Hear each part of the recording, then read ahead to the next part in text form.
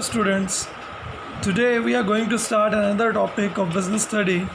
So I am going to start with the line, a poor organization could run a good product into the ground, and that a good organization which has comparatively poor product could run a good product out of the market. Here our topic is organizing.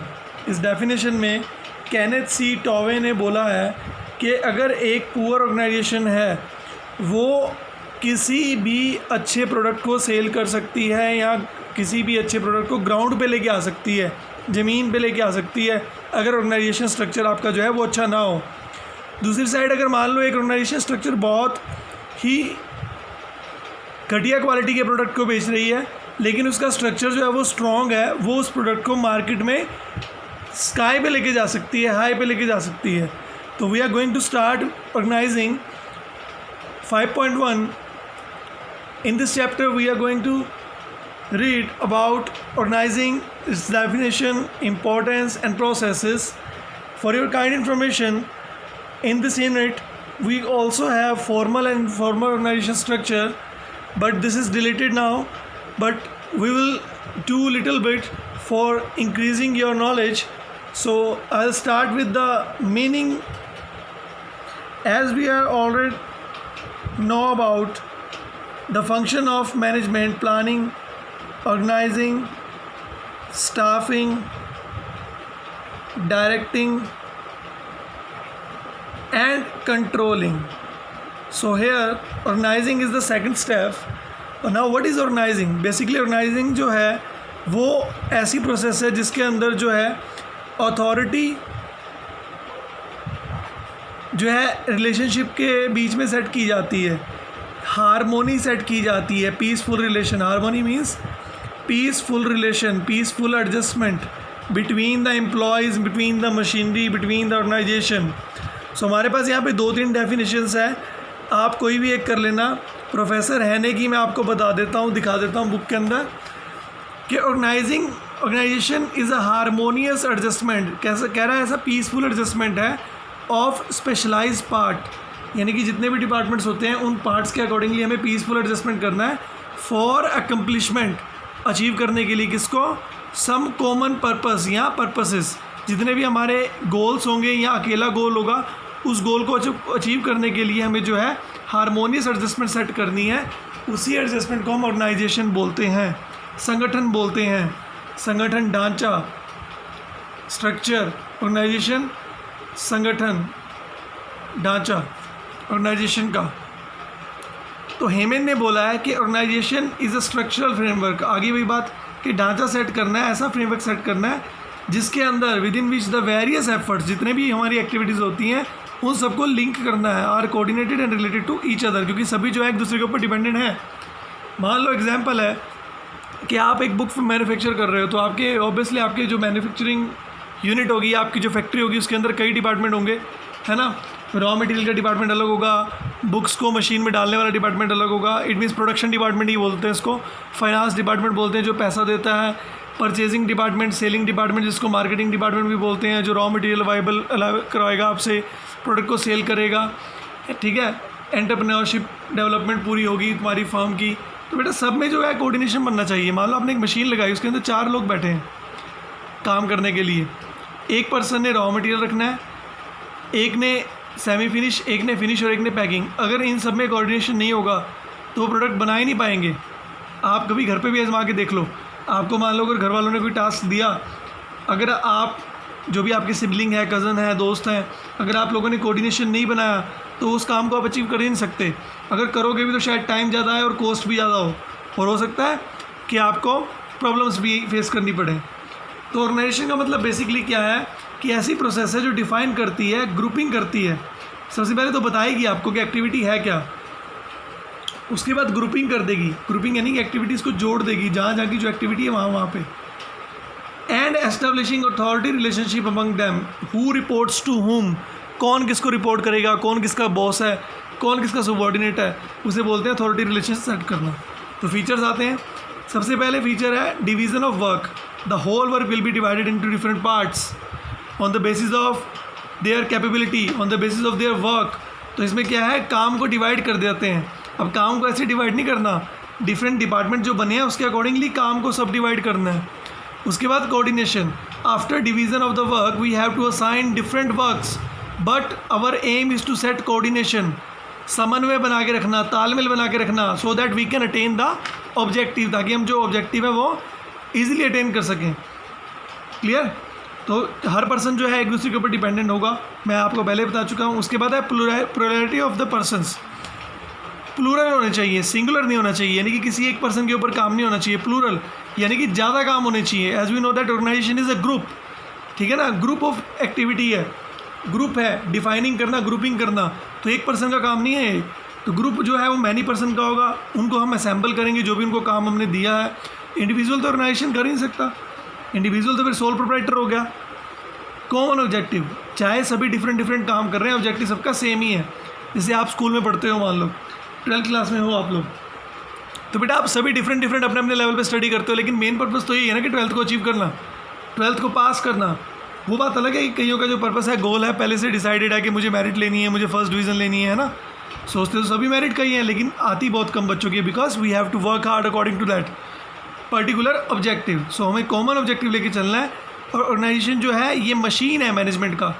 मैंने तुम्हें अभी बताया कि जो second step है management का, इसलिए machine इसलिए है क्योंकि मशीन का कोई पार्ट ऐसा नहीं होगा जो आपने इल फिटेड किया हो। इल फिटेड यानी कि आप मान लो आपके घर में रेफ्रिजरेटर है, फ्रिज है, जो उसका डोर ओपन करते हैं आप, अगर मान लो वो ढीला हो जाए उसका स्क्रू, तो आप इजीली ओपन कर लोगे?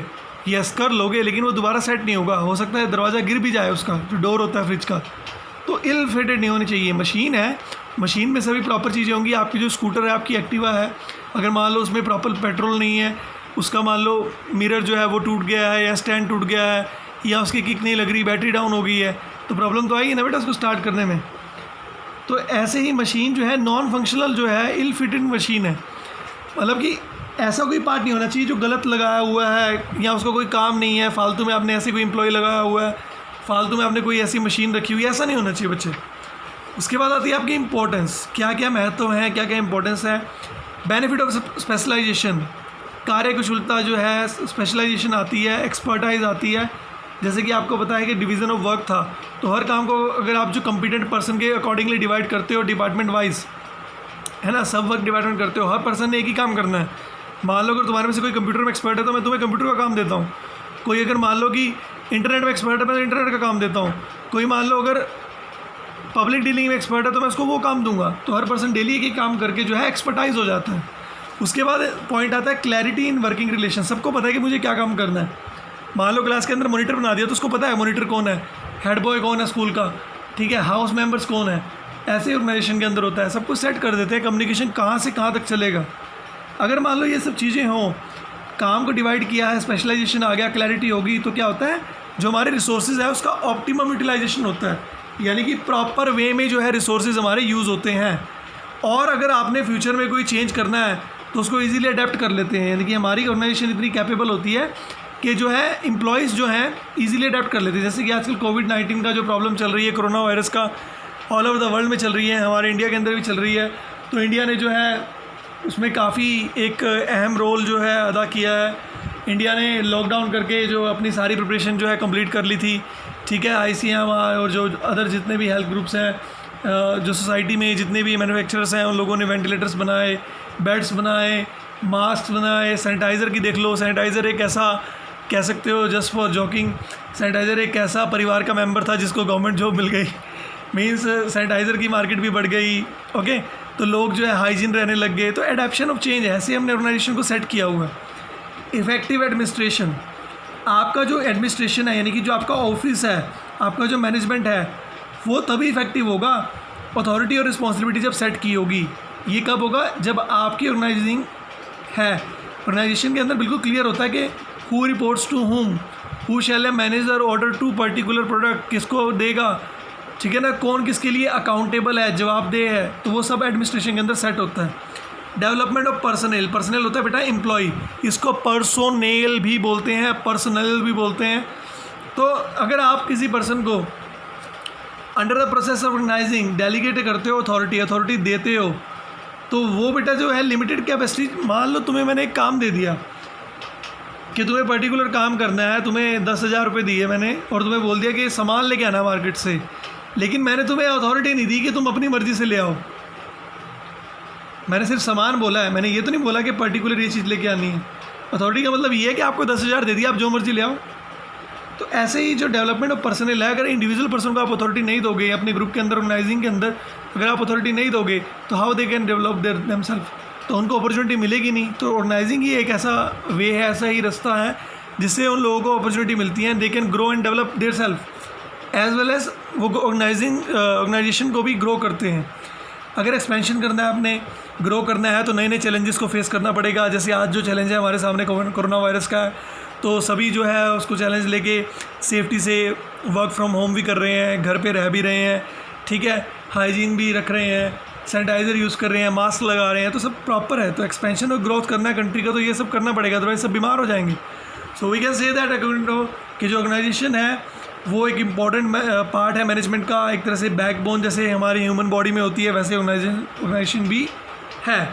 तो आगे इसके बाद कंसेप्ट आता है बेटा organisation as a process and organisation as a structure of relation. अब बेटा प्रोसेस की बात है, प्रोसेस यानी कि कुछ स्टेप फॉलो करना है आपको। आप 12th क्लास में आए बेटा, आपको देखो स्टार्टिंग से जो आप है नर्सरी, KG, LKG 1, 2, 3, 4, 10, 11 उसके बाद आए ना, तो स्टेप है।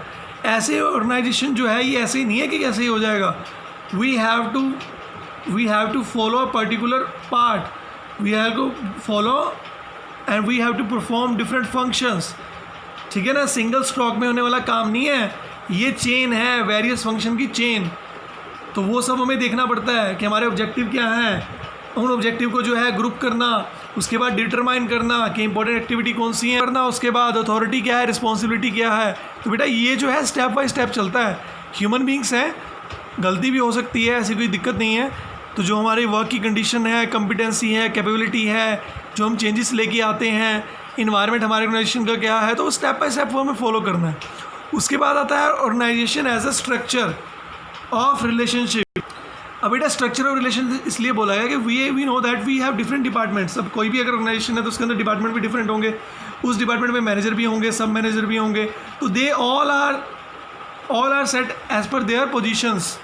तो एम्प्लॉई जो भी उन वेरियस पोस्ट पे जो काम कर रहे हैं, they know who is their subordinate, who is their superior, who has authority, who has responsibility, these are well defined, ये सब क्लियर होती हैं। तो इसलिए स्ट्रक्चर ऑफ रिलेशन है, सभी एक दूसरे से रिलेटेड है, अथॉरिटी रिस्पॉन्सिबिलिटी सब सेट की गई है। ओके, अब इनका कंपैरिजन करते हैं बेटा। देखो दोनों में सिमिलैरिटी है, मैं मानता हूँ, ठीक, कि जो बिज़नेस में है दोनों ही ज़रूरी हैं। बोथ कंसेप्ट जो हैं एज ए, चाहे आप कह लो रिलेशनशिप कह लो, एज ए प्रोसेस कह लो, दोनों ज़रूरी हैं। लेकिन फिर भी इन सब में जो है डिफरेंस आ जाते हैं।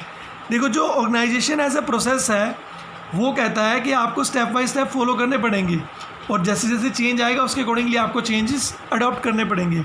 तो मैन जो है वो सेंट्रल पॉइंट है, यानी कि हम लोग ही तो करेंगे, ऑब्वियसली हम लोग करेंगे, मशीन भी हम ही चलाएंगे, है ना। लेकिन जो सेकंड है organisation as a structure of relation, वो कहता है कि अथॉरिटी और रिस्पॉन्सिबिलिटी आपने जो सेट की ना, वो हर पोस्ट के हिसाब से होती है। अगर मान लो स्कूल का कोई प्रिंसिपल है, आर्मी में कोई ऑफिसर है, जनरल है, तो उसके अकॉर्डिंगली रैंक के अकॉर्डिंगली सेट करते हैं ना हम। तो ये इनमें डिफरेंसेस आ सकते हैं। कह रहा है कि जो रिस्पॉन्सिबिलिटी वाला है, रिलेशन वाला है, वो ज़्यादा अटेंशन क्रिएट करता है, स्टेबल माना जाता है। प्रोसेस तो चेंज होती रहती है एज़ पर देयर एनवायरनमेंट। जैसे आप मोबाइल का सॉफ्टवेयर चेंज कर देते हो, पुराना सॉफ्टवेयर नहीं रखते, ठीक है ना, ऐप्स का सॉफ्टवेयर चेंज कर देते हो, तो दीज आर प्रोसेस। जो रिलेशन है वो स्टेबल रहता है। उसके बाद आती है one of the most important thing, 4 marks cover होते हैं, प्रोसेस। सबसे पहले बेटा आइडेंटिफाई करते हैं और काम को डिवाइड करते हैं। Identification and division of work, काम को आइडेंटिफाई करना, काम है क्या, उसके बाद उसको हमने डिवाइड करना है। For example if you are manufacturing a telephone, mobile phone आप मैन्युफैक्चर कर रहे हो, सॉरी टेलीफोन नहीं मोबाइल फ़ोन, तो आपने उसमें कई डिपार्टमेंट बना दिए। जैसे ये मैंने दिखाया, इसमें बुक में लिखा हुआ है, परचेज डिपार्टमेंट है, रॉ मटेरियल को परचेज करता है, मैन्युफैक्चरिंग पार्ट को परचेज करता है, प्रोडक्शन है, स्टॉक डिपार्टमेंट है, रिसर्च है। तो इन सबको कैसे सेट करोगे बेटा आप? ये तो काम थे कि ये काम होंगे, सेट करने के लिए हम करते हैं डिपार्टमेंटलाइजेशन, इनका डिपार्टमेंट बना देते हैं। जैसे कि परचेज ऑफ रॉ मटेरियल है, परचेज ऑफ मैन्युफैक्चरिंग पार्ट है, तो ये परचेज डिपार्टमेंट हो गया। प्रोडक्शन है, स्टॉक रखना है, रिसर्च करनी है, प्रोडक्शन डिपार्टमेंट हो गया।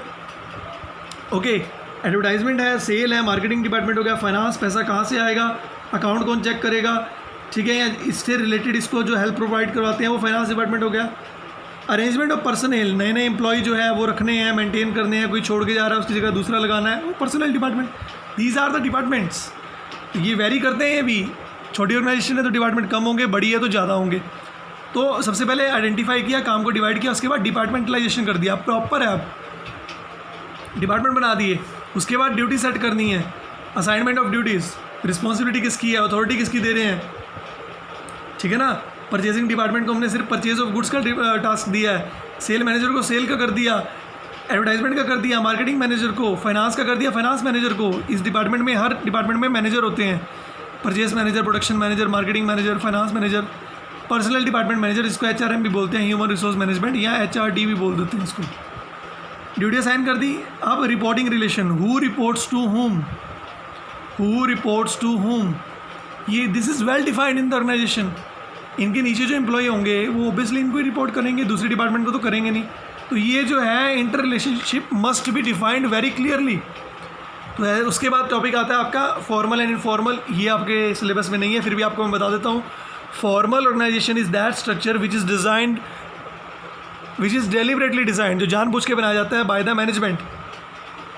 यानी कि फॉर्मल बिल्कुल, जिसके अंदर सब कुछ सेट होगा कि कैसे कैसे काम करना है, स्टेप कैसे होंगे। इनफॉर्मल जो है वो डेलिबरेटली क्रिएटेड नहीं होता, वो अपने आप बन जाता है as per your social norms, group norms. आप लोग मान लो सभी दोस्त हो, आप जब स्कूल में नए आए, मान लो आप 11th क्लास में एडमिशन ले रहे हो या 12th में एडमिशन ले रहे हो, तो सभी आपको अजनबी से लगेंगे।